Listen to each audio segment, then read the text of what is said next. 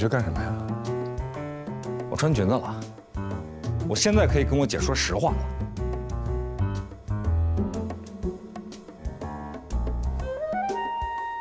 你还挺合适的，哎。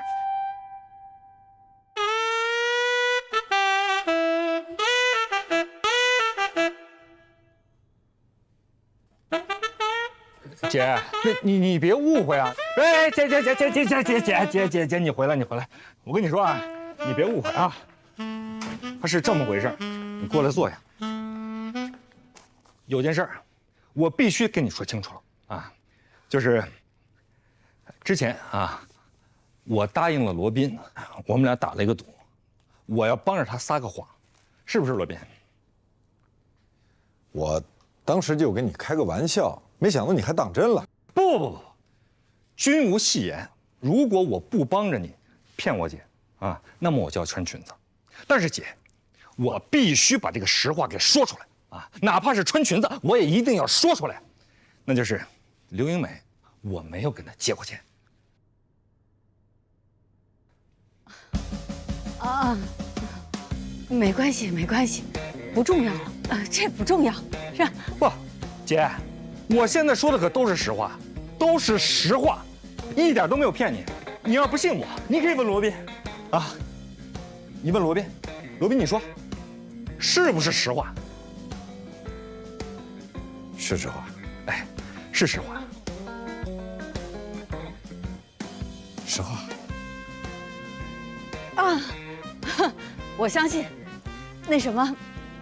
其实我来吧，就是想给你收拾屋子，没别的事。不，姐，你坐着啊！你不用给我收拾屋子啊！你不用给我收拾屋子，从今以后我自己收拾屋子。对呀，以后就自己收拾屋子啊！那什么，我今天来就是给你买点水饺，我放这儿啊，自己弄着吃。没什么事儿，我就先走了。哦，那我跟您一块儿走，我送你。站住！我今天必须得把这话说清楚了。姐，是这样啊，我姐夫跟你婚姻生活这么长时间啊，他有一段时间呢，他非常的不快，他非常的压抑。当然，这个原因有一部分是我给造成的，所以我呢，要向你表示诚恳的道歉。还有，我姐夫的在天之灵，我也要向他道歉。在我姐夫这段漫长的痛苦过程中，他有一个朋友给他提了一个建议，那就是让他离婚。但是如果他离婚了，啊，那么你们婚前我为你们写的那个婚前协议，他就会一无所有。所以他这朋友呢，就有给他的一个建议啊，让他呢弄这个虚假债务。但是我姐夫从来就没有用过这个办法。虽说我姐夫去世了，你在他的那些遗物里边找到了很多的记录。我弟弟是不是应该去医院看看？啊不，没事儿，你放心。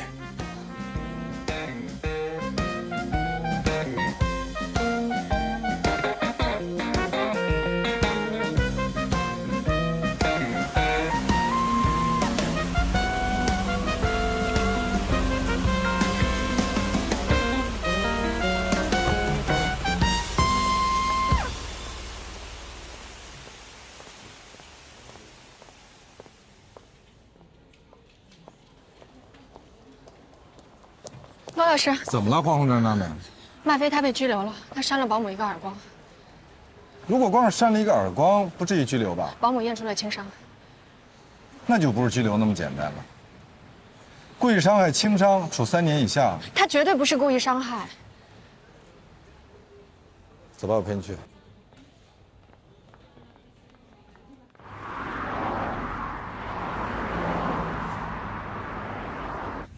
麦飞他是被冤枉的，是那个保姆虐待他爷爷在先，他从监控里看到，然后就太生气了，所以就冲回家打了保姆。亏他还是一个律师，一点法律常识都没有。保姆虐待老人可以去报案啊。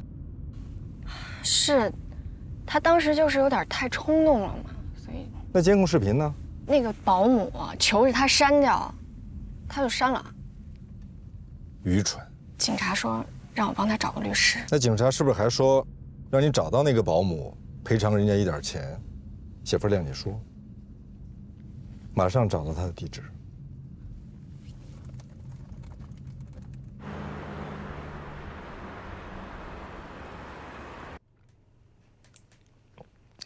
怎么，二位来解决问题来了？好，那我就给你说道说道。昨天晚上把我老婆从他们家赶出来，你们也看见了啊，把我老婆打成什么样子，2颗牙都给打掉了。请您好好想一想，如果是您，您看到您的父亲被人虐待，您是不是也会有点情绪失控呢？咱这是一码归一码啊。我老婆跟我说，那老头就欠揍。你说这么大的人了，连个尿尿都不会，啊，还不如个猫狗呢。我老婆刚给他把裤子穿好，他就尿了。你说又给他换上，他又尿了。你说这不诚心的折腾我老婆吗？啊？您这2颗牙是什么时候掉的？啊，昨天当场给打掉的。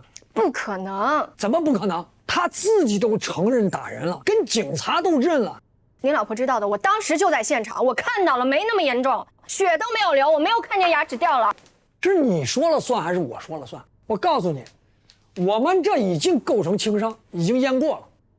那您这个鉴定时间是什么时候做的？肯定是被打了以后才做的。行了，行，我跟你们2位也不说这么多废话了。一句话啊，1颗牙50万，2颗100万，你们给钱，我们就不告了。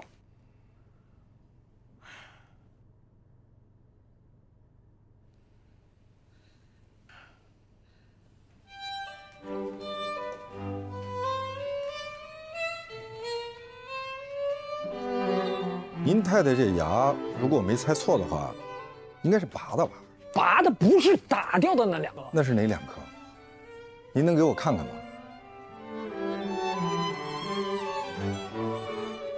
黛西，你来给他们普及一下诬告陷害罪。好的，捏造证据诬告陷害他人，意图使他人受到刑事追究的情节严重者，处3年以下有期徒刑、拘役或者管制；造成严重后果的，处3年以上10年以下有期徒刑。我们不告了，那打就打了，他就。我想你们到现在还没闹明白，他没有打你，我们不追究你们的刑事责任已经很客气了。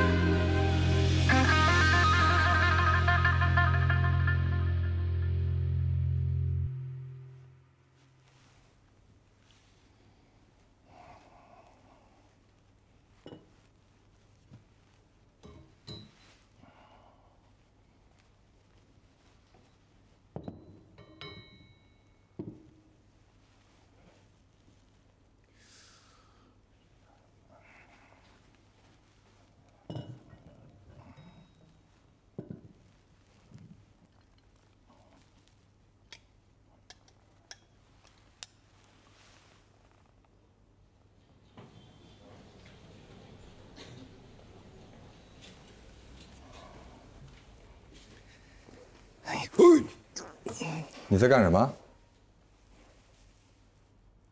你走错办公室了吧，罗老大？不好意思啊，还不习惯。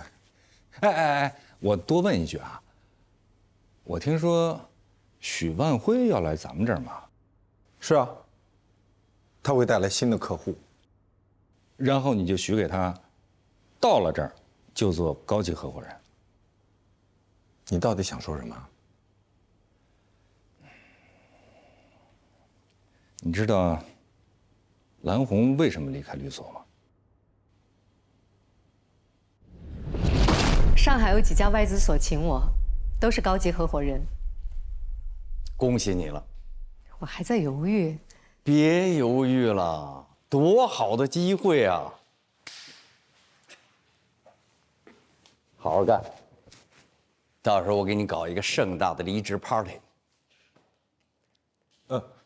对不起啊，我一会儿再过来。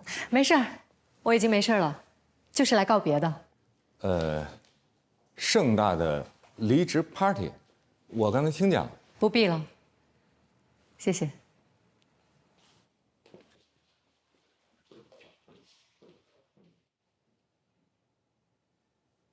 我没办法给他高级合伙人的位置，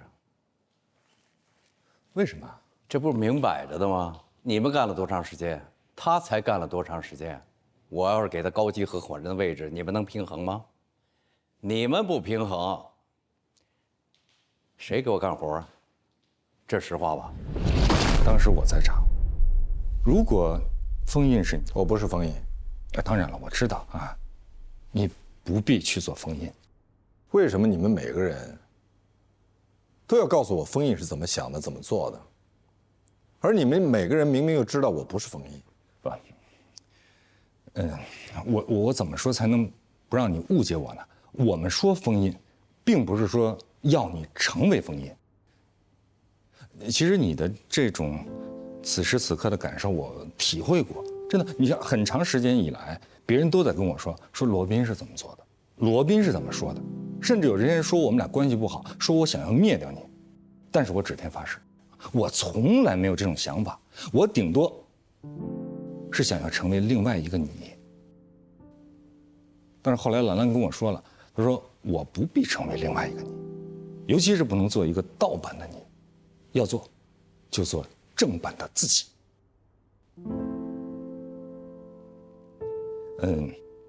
我跟你一样啊，我们都是那种受人滴水之恩当涌泉相报的人，所以呢，我怕还不起别人，所以我也不受别人的恩赐，所以我的朋友也很少。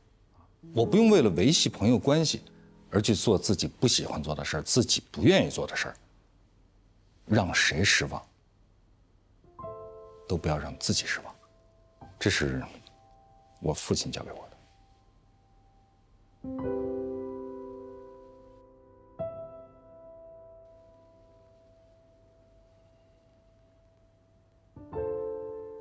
谢谢你父亲。不客气。啊，这句话是我替我父亲的在天之灵对你说的，不客气。我为你骄傲。这句话，我是替你父亲的在天之灵说的。我为你骄傲。我是在认真的跟你说。我也是，非常认真。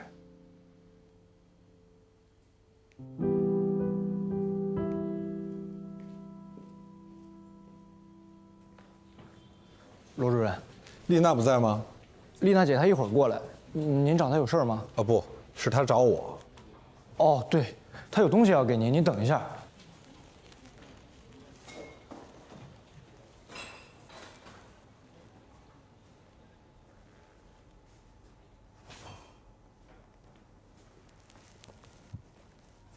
丽娜姐说，您觉得哪张适合挂在合伙人墙上，您就选哪张，您定。不好意思打扰了，找丽娜还是找我？找你。你让她自己定吧。啊，什么事儿？柯东要换人，换谁？焦恩。肖恩。那有没有可能约到他？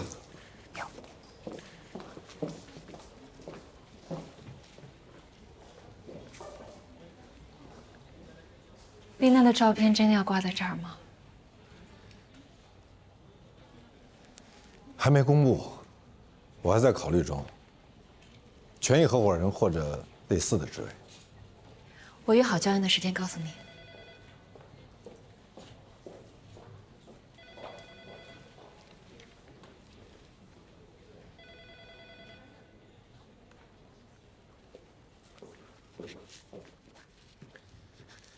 你刚才应该还有话没有说完。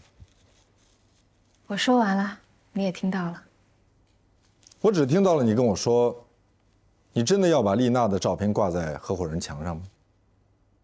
好吧，那我可以说的更明确一点，你别介意。你说，我不介意。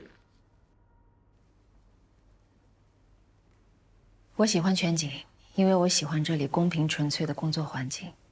虽然别的律所也有这样的先例，不是律师也可以做权益合伙人，但是在全景不应该有这样的先例，至少现在不应该有。你的意思是，我不应该提拔丽娜？你当然应该提拔丽娜，她忠心耿耿、劳苦功高。可她不是律师，她是你的秘书。如果你轻易的就让她做了全景的权益合伙人，我想大家都会觉得不公平、不妥当。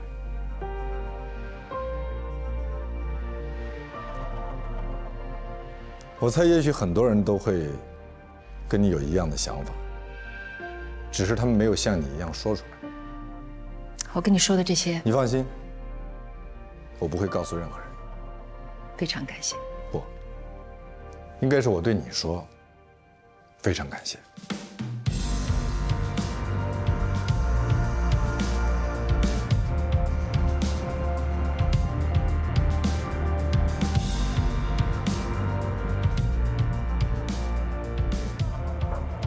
哎，老大，我来是想跟你说，许万辉可以来，但是不能一来就做高级合伙人。您说什么？你听到了？可是我已经跟许万辉说了，他是我哥们儿。您是答应过我，我是先问过您才跟他说的。抱歉，我当时并没同意，但是可能让你误以为我同意了，所以我来就是跟你明确一下。老大，那这样，您看您能不能同意1年以后让他当高级合伙人？如果他业绩可以达标的话，当然。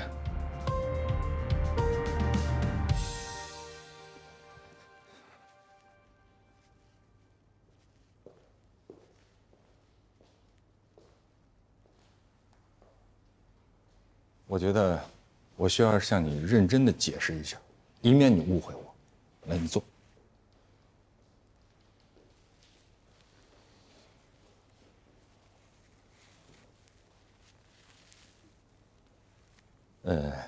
我知道，你呢，喜欢拿我开心。我也知道，也许我对于你的意义，并没有你对于我的意义这么重要。但是你是我的朋友，而且我们没有几个朋友，所以我对这份友谊非常的重视，非常的重视。你到底想说什么？对于许万辉，我没有意见。如果是非得让他做高级合伙人，他才肯来，那好，那就这样呗。因为我换位思考了一下啊，你说现在啊，顾姐走了，封印走了，蓝红也走了，你作为咱们律所的老大，你即使就是为了充实这个高级合伙人的队伍，你即使就是为了装点门面，我觉得也是需要的。如果换个人，恐怕早就跟你翻脸了。我说了什么让你翻脸的话吗？装点门面，是这句话吗？哎，你抓重点好不好？我不是说你再装点门面，我是说你即使是为了装点门面，那我也同意。我不同意。你说的对，让谁失望，也不应该让自己失望。所以我已经跟他们说了，许万辉可以来，但绝对不能是高级合伙人。我就知道你不会让我失望的。喂，能不能正经点？他不能过来就当高级合伙人的，要不然我们这些人怎么办？赶紧去忙吧。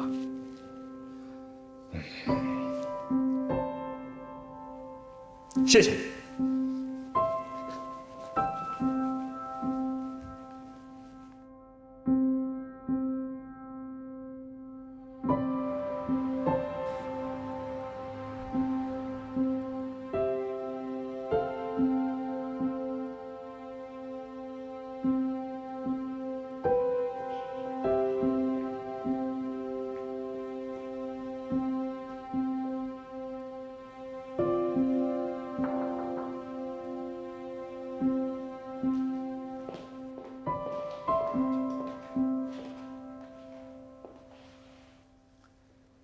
什么事儿？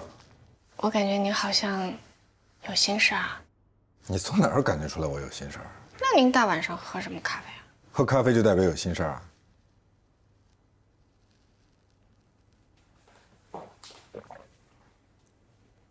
您可以和我说说。我没心事儿。你有事儿吗？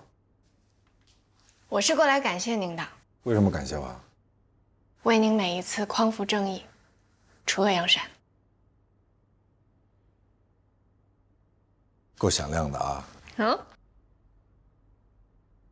那请你以后再站在正义那边的时候，能不能也稍微站稳一点儿？别老是让我拼了命的匡扶你。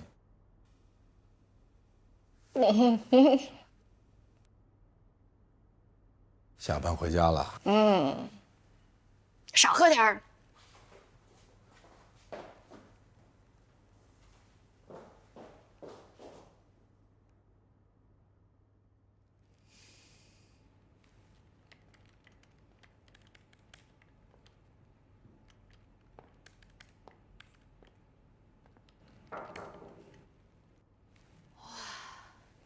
等一下，给我3秒，让我享受一下这种有人敲门的感觉。以前谁要找我，就直接站到我面前来，顶多就是敲敲我的隔板。有办公室真好。主任，你有什么吩咐？你不能当首席运营官，也不能做权益合伙人。我不能为你破这个例。可是你已经答应我了。对不起，我错了。所以你得允许我改正错误。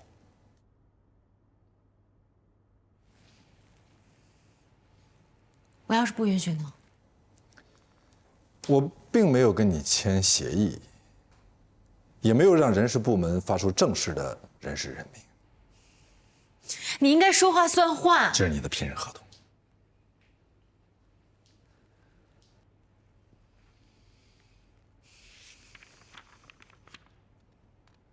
行政总监，在我心里，你是一个真正的行政天才。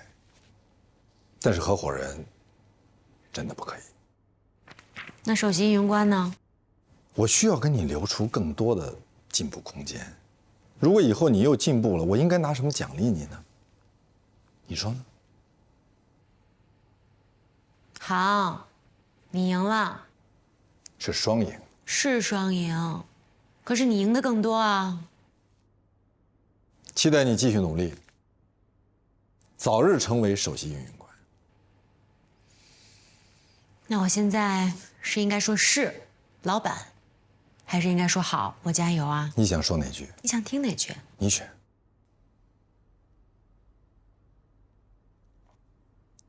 是，老板。好，我加油。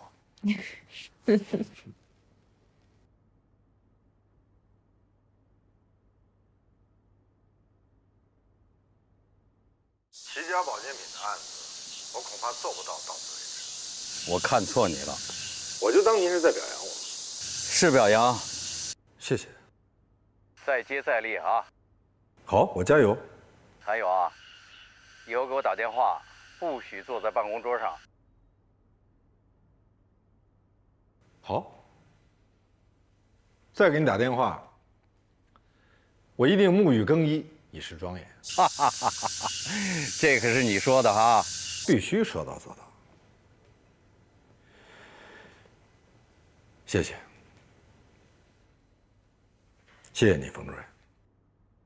挂了。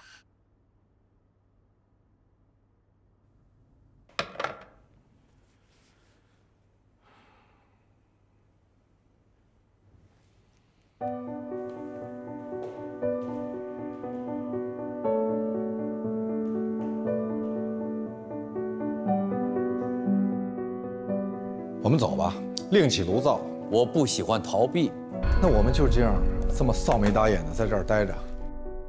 你的这些做法，往严重里说，已经损害了律师行业的形象了。那你就直接把我开除好了。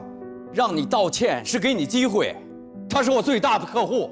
咱们律所的价值观什么时候变成了谁有钱谁就正确？你和何塞必须搞好关系，不能让人认为我们律所里两虎相争。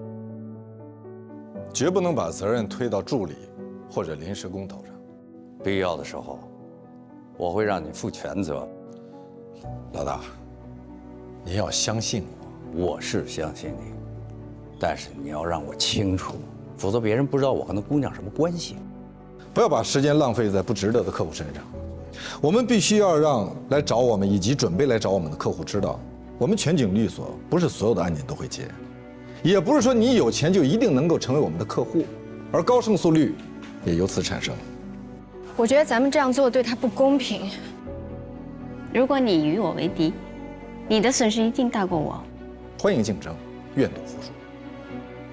这一转眼，半辈子就过去了，时光荏苒，岁月如梭。我对你们来说是良师益友，对我的家庭呢，我是什么？你现在是全景的律师，你接的案子关系到全景的声誉，输赢已经不是你一个人的事儿。那是我应得的。我喜欢全景，因为我喜欢这里公平纯粹的工作环境。只有小律师，没有小官司。再小的官司，对老百姓来说也是大事。你为什么要对一个实习生的冲动负责呢？因为我年轻的时候我也冲动，而那时候是您站在我前面为我那些冲动负责。那句话是怎么说的？长江后浪推前浪。但是法律最重要的，还是应该要维护公平，而不仅仅是判定合同的有效性。您这样做真的很不光彩。我不需要你告诉我什么是对的、光彩的，什么是光明正大的。你为什么要这么做？因为这么做是对的。我是觉得需要帮助的人太多了。你是不是特别享受这种别人求你帮忙的感觉？我觉得助人为乐是美德。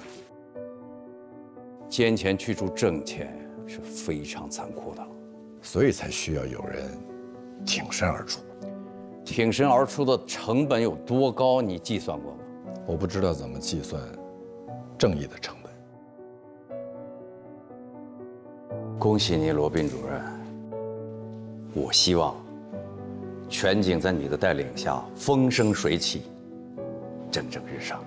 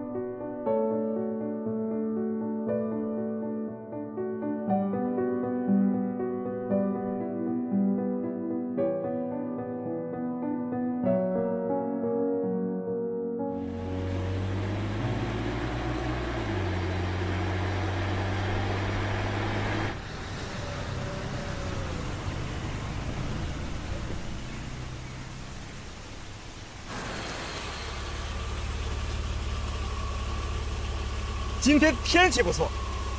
是啊，秋高气爽，一个收获的季节。我觉得你应该说呀，这是一个值得记住的日子。因为我跟你在这儿是偶遇吗？实际呢？实际这是经过我精心的设计的。你看，今天是你作为掌门人的身份，第一次召开全体会议，所以这是一个值得记住的日子。你看，等将来咱俩老了啊，住在养老院里，咱俩就会说起啊，你还记得那天吗？咱们俩一块下的车，啊，然后我们一起呢在办公楼下相遇了，然后我们走进了这栋办公楼，之后召开了一个重大的会议，而这个会议呢，改变了律所的命运，改变了所有的人的命运。看来我得去找丽娜谈谈。哎，不是丽娜跟我说的，那是谁啊？我问了司机，那我要换掉司机。不是你的司机，是我的司机。恰好呢，咱们俩的司机都住在望京。那看来我要裁撤整个司机班。你不能这么做啊！你现在是上任伊始，你就大开杀戒，这对你不好。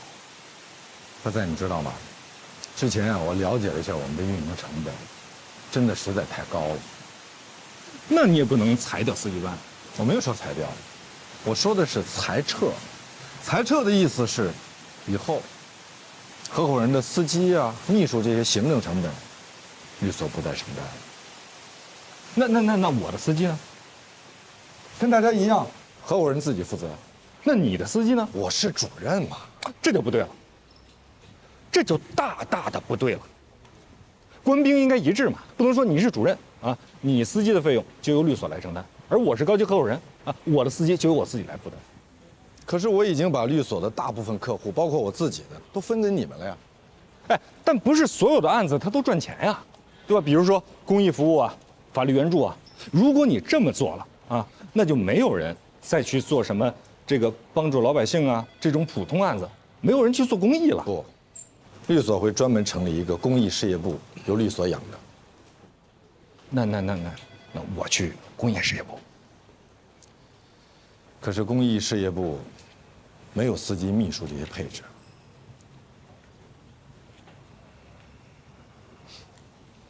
你说的没错，今天的确是一个应该被记住的日子。天气真的不错，我等着你说秋高气爽呢。要变天了。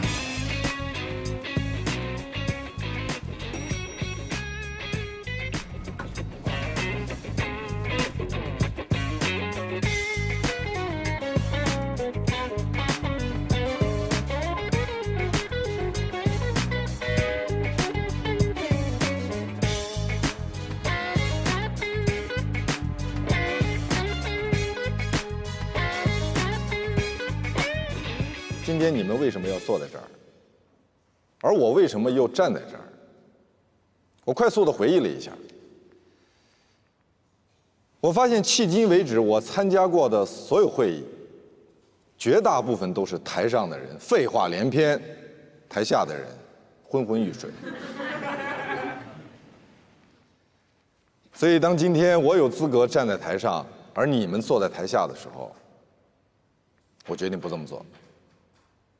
我希望，如果我有幸能够活到耄耋之年，而在座的各位，到那时候也都活在世上，我们再次相见，想起今天我们说的话，大家能够依然记忆犹新，言犹在耳。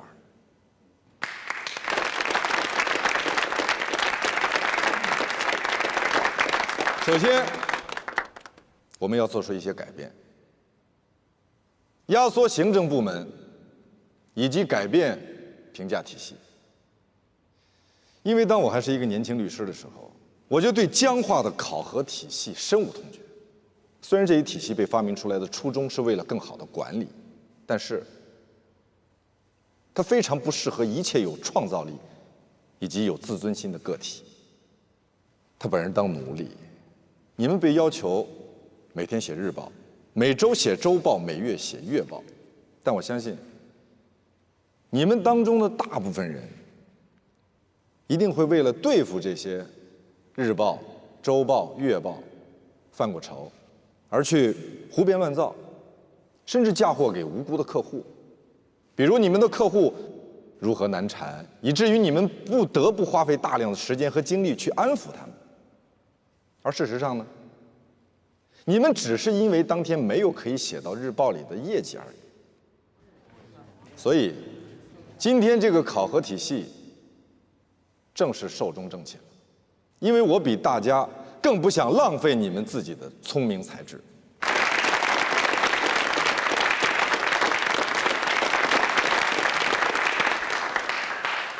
但是啊，这并不代表就不需要考核了。砸碎旧的东西总是容易的，任何一头驴都可以踢倒一个谷仓，但是建立谷仓，驴就不行了。这几天呢，我一直在思考，如果把全景比喻为一艘船，那么现在我就是船长。我要带着大家到什么地方去？这就是通俗的战略。全景的战略是什么？未来几年我们全景要成为一个什么样的律所？而在座的每一位又对自己的未来有一个什么样的职业期待？请诸位原谅，我不敢在这儿承诺你们在座的每一位都能实现自己的人生目标，获得自己想要的幸福生活。因为有些人的目标实现是以丧失良知为前提，有些人的幸福生活是建立在他人的痛苦之上。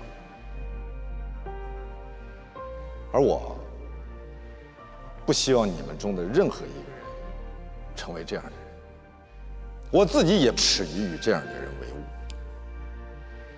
今天我站在这儿所说的每一句话，都发自肺腑。所以我希望你们每一个人都能知道，都能清楚地知道我的目标，也希望你们能够认同我、支持我、赞同我的观点。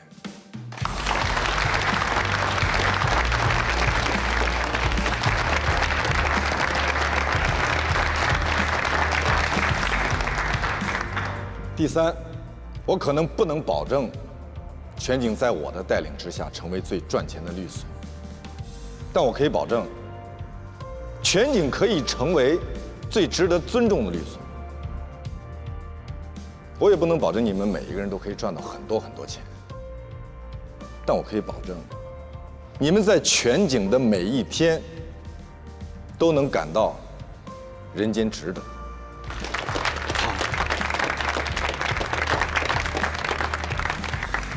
作为船长，我不能保证我们全景未来会一帆风顺，我也不能保证我们全景未来不会遇到大风大浪，但我保证，